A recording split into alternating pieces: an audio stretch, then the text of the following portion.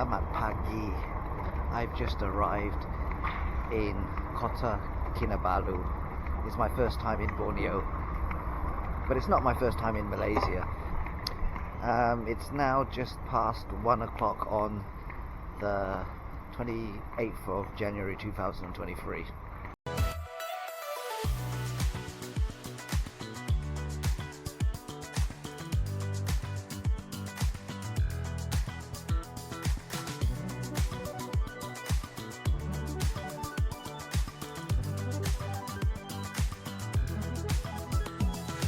Inflation is soaring everywhere in the world, especially in developed countries.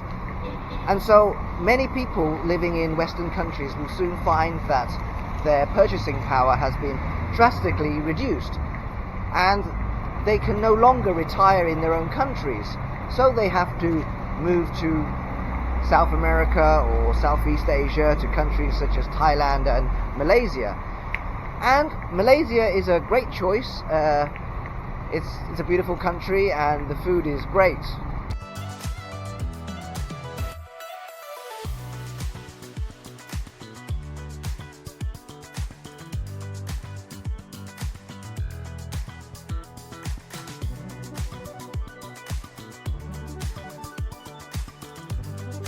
In 2021, the Malaysian government vastly increased the requirements for the MM2H visa.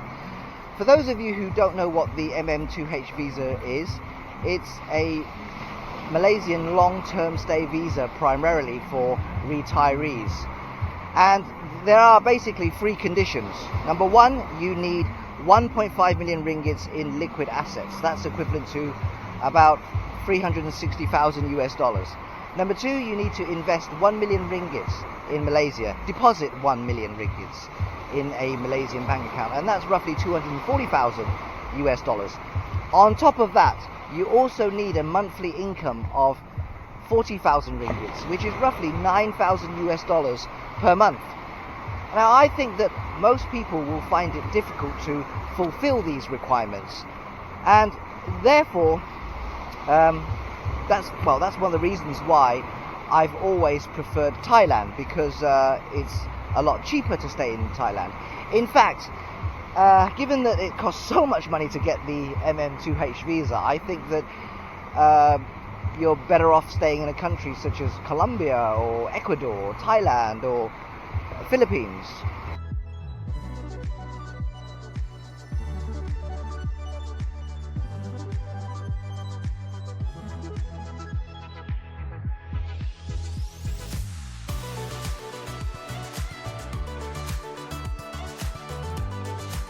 Malaysia is a beautiful country, don't get me wrong. However, I think it's just too much trouble to get the MM2H visa. So if I really wanted to stay in Malaysia, I would just come to Malaysia on a 90-day visa, and then after 90 days go to Thailand, Vietnam or Philippines for 1 month, and then come back to Malaysia.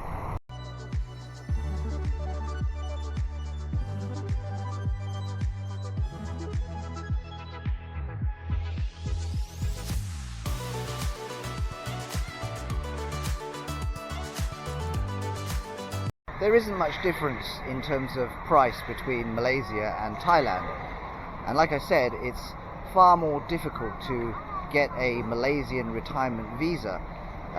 You can actually deposit the equivalent of $20,000 into a Thai bank account, and you can get a Thai retirement visa.